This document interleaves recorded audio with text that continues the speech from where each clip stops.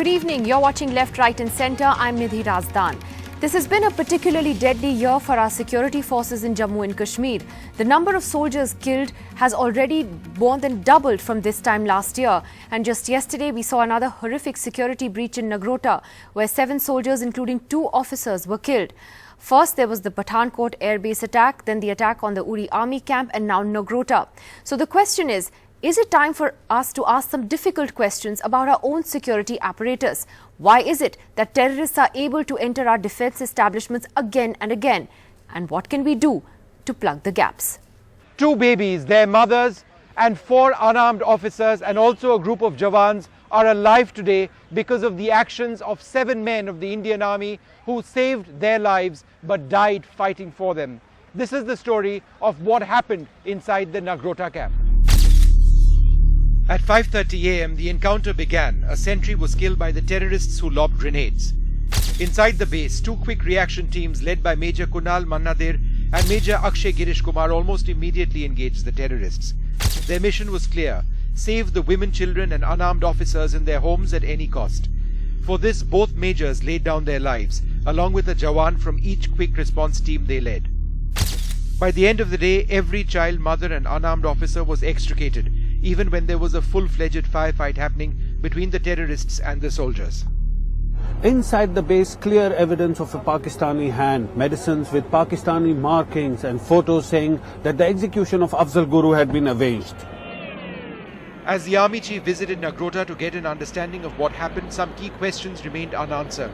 Were the terrorists killed by the BSF yesterday, not too far from Nagrota, part of a plan to create even more destruction at the Army's 16 Corps in Nagrota?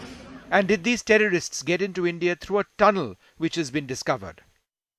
How does one protect key military installations? After Pathankot in January, there were attacks in Pampore, Uri and now Nagrota. At least 41 security personnel have been killed. NDTV has also learned that very few of the recommendations made by the former Army Vice Chief Philip Campos after the Pathankot attacks have been implemented. In his report submitted to the government, Campos has said military installations needed ground-penetrating radars which could help detect the movement of terrorists inside rooms. Thermal night vision devices should be widely used. And perimeter-cum-intrusion detection systems needed to be installed. As the army mourns the death of the brave soldiers of Nagrota, the big question remains: what will happen if there is another attack like the one here? With Zafar Iqbal, Vishnu Shom for NDTV. Joining us on the program tonight, the former Chief of Army Staff, General V.P. Malik, joins us tonight from Chandigarh. Also with us this evening, Mr. A.S. Tulk, the former Chief of the RNAW, Praveen Swami, the Strategic Affairs Editor of the Indian Express, and Nalin Kohli, spokesperson of the BJP. General Malik, to you first, sir. Would you say it is time for us to ask some difficult questions about the security of our military units and establishments? Are you concerned, sir, that we're seeing these repeated attacks and a very similar pattern is often followed?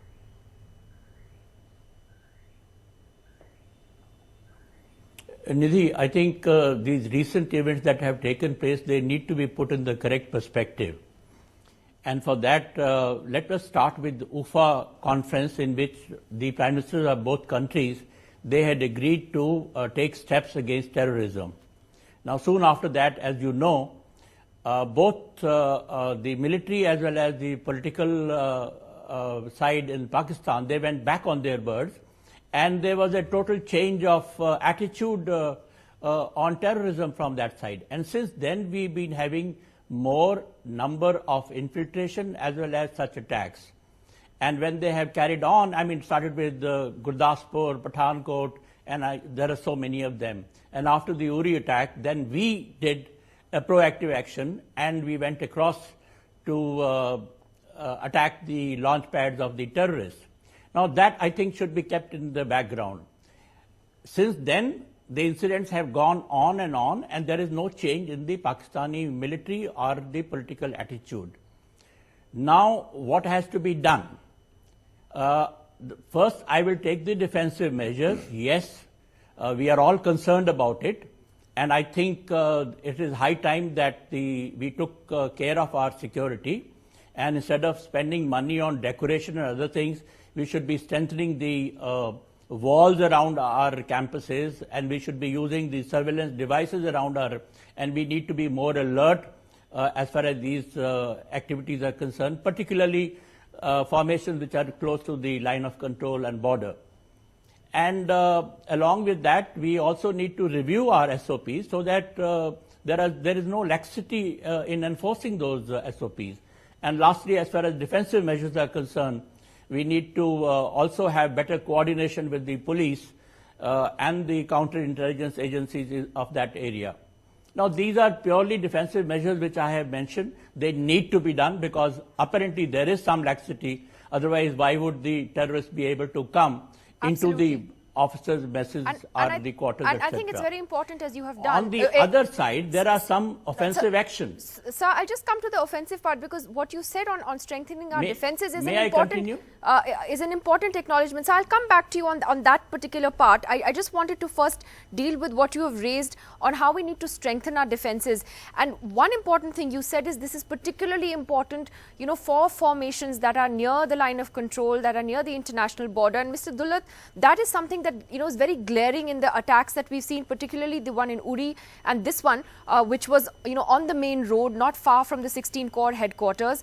Would you say that these are glaring lapses that require our attention at a much bigger scale than we're paying attention to it right now? I mean, some would say, and honestly, some people say this, that it's even anti-national to ask this question today, you know, about strengthening our defences and our weaknesses. Mr. Dulat. Well, you know, as General Malik said, that there is need to strengthen our defenses. And I'm glad for a change, you know, you're talking about security failures somewhere instead of always pinpointing intelligence failures. Because I think in this particular case, this was to be anticipated. It should have been anticipated. And from what I read in the papers this morning, there was intelligence on this. The intelligence services had provided intelligence that something is going to happen around Nagrota.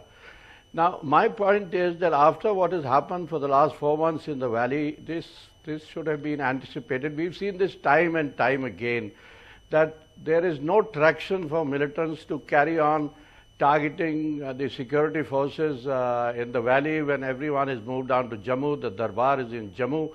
And there have been attacks in the past as well, whether it was Akhnur or Kaluchak or Nagrota, and then it goes on to Samba, and then we've seen attacks in Gurdaspur, Pathankot, and I hope it stops there. But you know, along the international border, there have been repeated attacks, and the army in particular has been targeted. Army camps and army deployments wherever they have been, and I think at this particular time, it should have been anticipated that something like this is going to happen. The other thing, of course, connected to this, which again General Malik alluded to, is that the line of control has hotted up so much. I don't think there is a need for this, you know. So much of this. The 2003 ceasefire is in tatters. And, well, the remark or the statement attributed to the new Pakistani army chief that he'd like to get things to cool down on the border, on the LOC. We tested I hope on that. That's true. Yeah, and we don't know if that's true. And better sense prevails. We don't know if that's true yet, but you know, Nalin Kohli, one of the things that has come to light since yesterday's attack is the fact that there was a tri-services committee that was formed after the Pathankot attack, led by the former army vice chief, who had made a series of recommendations, including saying that the security setup at our defence installations is very poor in many places. There are command and control problems, ambiguous SOPs without specific responsibilities. Sentries have outdated rifles. They just can't match the AK-47s of terrorists. That most sentries and quick reaction teams don't even have bulletproof jackets or night vision devices. And that there's an urgent need to install modern perimeter security intrusion detection systems, have bulletproof jackets, and that there are tardy response systems in place. This is quite a damning report. This came out after the Pathankot attack. Now we are here, Uri happened, and now Nagrota happened. Are we not taking this seriously enough? First, I haven't seen that report. And there's no reason why. If it's reported in the press, that's the only method we do. So maybe it's more or less accurate, maybe it's completely accurate, and maybe it's not the complete picture either. But that's not the issue here. I think we need to bear in mind few things. First, the fundamentals. It is the issue. This report is very important. I'm not denying it. I want to just say a few things before I come to the report specifically, because they are important. It's the background. We need to understand that this terrorism from Pakistan is not going to go overnight, and it's going to be a long drawn battle, as it always has been. Second is, perhaps they look at the army because that's the unit of, in terms of challenging the Indian state in the maximum possible manner. With regard to it, the armed forces and their own shortcomings, if I would pick that word, that has to be seen in a totality, because this is not that's happened overnight. So, I mean, putting all of these things probably are basics, but by the time they get done, there is going to be a time lag. I don't see it happening overnight, just because of the fact that the government has its own, if I may say, speed. Even at a very hastened speed, it's not going to be something that we could do in a personal sense on a 24 hours basis. It's not 24 hours. Pathankot happened in January. We're in yes, December. I know, but We're almost in December. Let me put it. Suppose, for example, there are issues related to, say, thousands of crores of spending, and it's beyond the budget. Then you have to wait for the budget till it comes in. Second is, if it requires anything which involves legislative things, then it requires parliament. That's why I'm saying, without knowing the entire thing, I'll give you an example Why of which should it something. require legislative Well, let me give you an example. For bulletproof jackets, improving yes, SOPs, so therefore, standard operating procedure, response. So I'll give it in a complete political answer now, and I'll give it as a straight political answer. Why is it that we haven't had this over, say, 5 decades of governance or 7 decades? Of course, we should have. So therefore, what I'm only trying to say, I'm not damning the report in any way. I'm saying these must be, and I'm taking it as credible, and I believe that these are important things to be done. But equally important is that we need to bear in mind that it probably is not happening overnight. It will be a time lag. But if the government has already put itself to it, I'm confident the government will implement it, because this government is not going to keep something pending in a report form for 2 or 3 or 4 years. That's not the nature of this government. I don't know what the timeline is supposed to be. Praveen Swami can come in on this, because Praveen, Mr. Dulat made a reference to your story today about the intelligence lapse here. That intelligence was given, it was provided, and still not acted on. And that's something that's very, very scary, because that happened in the Uri attack as well. Again, where very specific, intelligence was given, a very specific input was given, and yet, those warnings were not seized on. Do you agree with Nalin Kohli that it can take up to a year, 2 years, 3 years? I don't know.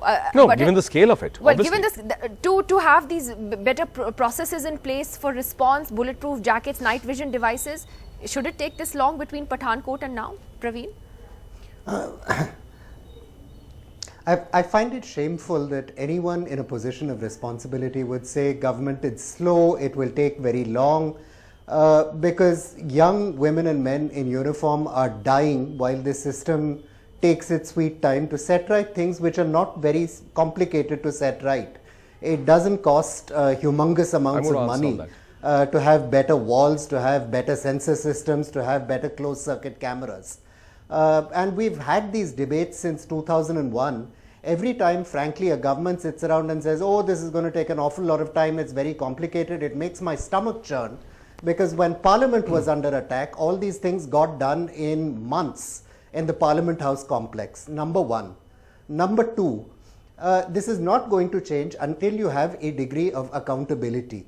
In none of these instances, either under this government or the last one, has anyone actually been hauled under the coals for poor perimeter security. What happened in Pathankot? There wasn't any great terrorist genius. Somebody bent a eucalyptus tree over and went over a fence, which any child of 6 knows how to do. What happened in Uri? There were gross deficiencies in looking after the perimeter. Has there been any administrative action against the individuals responsible for those lapses? No. And most likely there will not be, because that's the way our system works. We look after and zealously guard the incompetent. The third point I'd like to make, and this is the truly painful one as far as I'm concerned, is that there is no calling to account of those who couldn't be bothered doing what they needed to do. On this very show, I think a few months ago, I heard General Atta Hasnain complain quite angrily that a border wall hadn't been, perimeter wall hadn't been built around the brigade headquarters at Uri. And he was quite right, but I would love to know why whoever makes these decisions had the money to build a golf course, had the money to build a 5-star dagger mess, but didn't have the money to build the wall. And I think as a citizen of the country who is concerned about these young people who died, who gave their lives for us, I think a government needs to have an answer. I'd just like to end by saying that, you asked this question about patriotism and whether it's unpatriotic to raise these questions. The only thing that is unpatriotic is letting young women and men in uniform continue to die without these small things being sorted out. Absolutely. And without those responsible for these failures being held accountable and punished for them. Yes, absolutely. No, I was only making a reference to the sad discourse in these times we live in today when raising a question becomes anti-national, but that's a separate story. Nalin, that's a very important point, and I'll come to General Malik on this as well. Accountability. Who was held accountable for the lapses in Pathankot and Uri? We'll stop it for a minute. Praveen has made some pertinent points, which also makes my heart churn, my stomach churn, in terms of the loss of any Indian life that takes place. However, since he's used shameful, etc. and all adjectives, so I'd like to come in also. Two things I find equally shameful, which this government then solved. Why is it that we couldn't even buy the ammunition that we need for our equipment? In terms of it, 110 ammunition were absolutely critical short down to 10 days. It took the government, they brought it down from 110 to some 85 or 90. So there are people taking decisions. Absolutely. Number two, let's take the AV Singh committee report, since they are all experts sitting there. Why it took a decade for it to happen? Finally, it was resolved, including the courts and the sanction of the additional post in this government also. So it's not this is sleeping. The point I tried to make, and I made it only because I want to be sensible, not jingoistic, that basically it is not as if the government is sleeping. If this government could create even bank accounts for the poor, which was not done in 40 years, certainly what needs to be done for the defense will be done. Now let's come to the last point. One last comment. Last point. No, what he said, absolutely, that is equally shameful, I would say. Building a golf course is nowhere a priority as compared to what needs to be done in the preparedness or the defense requirements. That's one point about it. With regards to who's been held accountable, those are processes. You want an answer probably tomorrow or day after. Someone from the defense ministry could. Sitting on a show, I don't have the access, as Praveen may in all his wisdom have, to anywhere else in the world, to immediately say A, B, C on a specific point was there. I can make a general point, but I will stick to it. You have a former Vice Army Chief's report which has very important recommendations which can be acted. No, but then what? But first, I don't even know, and I'm saying it absolutely with certainty. This I cannot say that is this report correct. It's based on a news. Well, I'm sorry. It is correct. No, it is. We have the report as well. You may, but I don't. I don't. If you wanted the pleasure of this, no. If you wanted the pleasure of me to respond on this specifically, 4 to 5 hours before the show, you could have given me a copy. I would have asked somebody. The report was in today's newspapers. I mean, if you're not prepared, that's not my fault. I'm sorry. That's also that. I read 8 papers. It's not even this that I need to pick up only the particular story that I may come to know subsequently is going to be the point of debate. If you don't know the answers, that's not my problem. No, it's not about know the answers. You ask your questions, but you can't put that. No, I absolutely am saying. General Malik, how important is it, sir? If you look at these recommendations that the Lieutenant General Compose has made in his report, about the sentries, their rifles, the SOPs. Do you believe that this can be done faster? Should it have been in place by now? Is it just taking too long? Look, Philip Campos had in fact spoken to me a number of times when he was writing this report. There are many things that can be done. In fact, there are many things even outside which can be done by the units and the formations. There is money allotted for works. I would put that as a great priority for putting a wall around the campus or putting the surveillance devices around that, rather than making those gates, etc. And that a lot can be done by the army. But of course, as far as Campus's report is concerned, there is a lot of money required for all the action to be taken that he has indicated. Having said that, as far as security part is concerned, yes, there is a lot that the army can do, and we should also try and implement Philip Campus's report as early as possible on a high priority. But let me also emphasize that purely such measures are not going to stop terrorists from coming toward the camps. They will still find ways here and there. You may not have as many casualties, but you can still have casualties, and therefore you have to adopt certain offensive measures. And unless you adopt that, they're quite happy, because after all, people who are coming, they are not being paid by the army.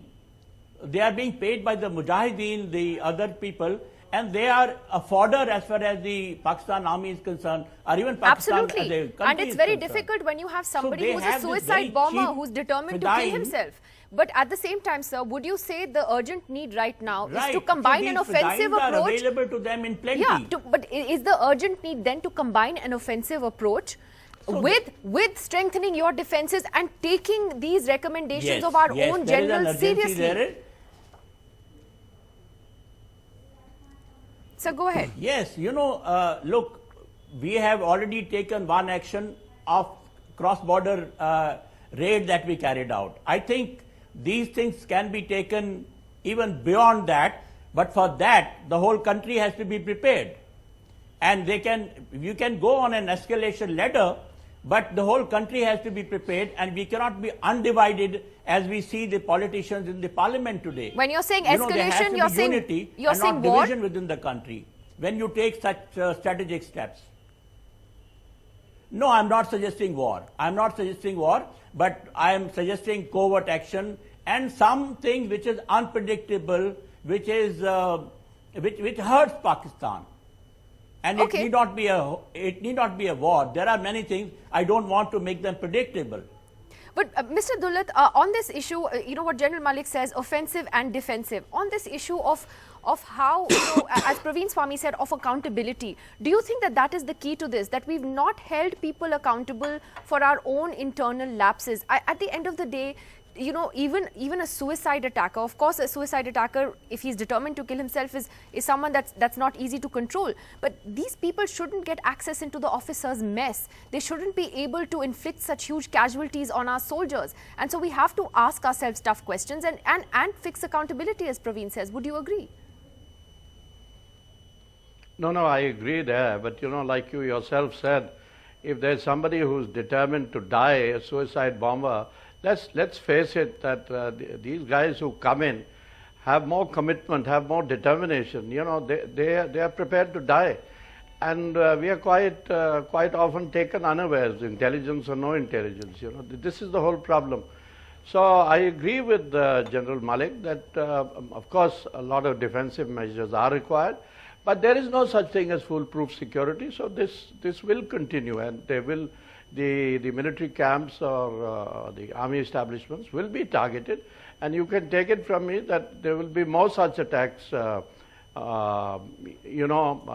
the Jammu sector. Mr. On the Dulat, border. because Near the border. you've been the spook. And in the days So if to I come. could ask you, would you agree with General Malik's assessment that this needs to be taken to a covert ops level as well? I don't think we discuss these things on. I'm not asking you to an say what open kind television. of op, but do you think that that's the next step? Not to talk How about it. how does General Malik or how would General Malik or how would I know that nothing is happening, nothing covert is happening? True.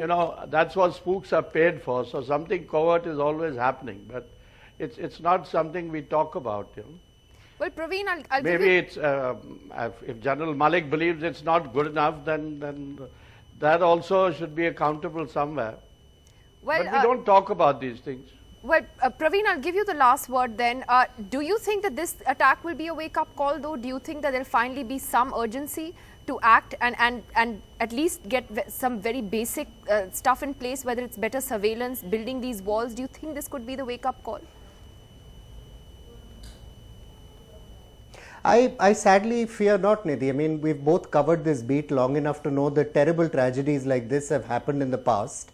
And sadly, as a country, we, seem to be, it's a terrible indictment of us as a people, but we seem to be more moved by the sight of the dead bodies of our young soldiers than by the task of keeping them alive and giving them what they need to fight the war we asked them to fight for this country. And I very much fear that this tragedy, like so many before it, will go unmentioned and untalked about until the next one rolls along, and there will be another committee report and another committee report and yet another committee report, but absolutely no action. I heard Mr. Dulat say, there will be attacks, and of course there will be attacks. But I remember watching in downtown, on the suburbs of Srinagar, a gunman walking up to an army truck and repeatedly picking off soldiers inside it, while people took images with their camera phones And for almost half an hour, there was no response at all from anyone. Having a response system, having equipment, maybe still some soldiers would have died, but not so many. Exactly. And it's if about we lowering can do the casualty that, count. I think we would be doing something worthwhile as a country. All right, I have to leave it there. Thank Absolutely. you. Absolutely. Thank And you that's to you all. doable. Yeah, that's doable if we care. Well, it is doable. I think the question is of having the will to do it, and if the government can, Nalin, certainly we hope that it does wake up to this urgent. The government, to this urgent requirement. I'm confident about one thing. The government won't be sleeping, and the government won't be sleeping as we've seen in the past. We certainly know our priorities. Like I said, but it's I'm been sure 10 months since Pathankot. It's still sleeping. I know, but on this. yes, but at the same time, we've also seen a change in how the response has been. We've also seen in terms of equipment purchases, things are being speeded up. It's not as if I not. think I'm just simply saying, given the mammoth scale of the inherited ills, it's going to. I'm not getting political and saying blaming anyone. I'm just saying the mammoth scale of things that need to be done. My point still remains: it's not going to happen overnight. Well, a wall can be built. I think we are not arguing on that. In a limited amount of time, it doesn't need a year. On the wall. I'm talking about the totality. That's a very basic thing that General Malik, for instance, talked about. I'm going to leave it there. Thank you to you all for joining us on this important issue tonight. We'll be back tomorrow at the same time. Good night.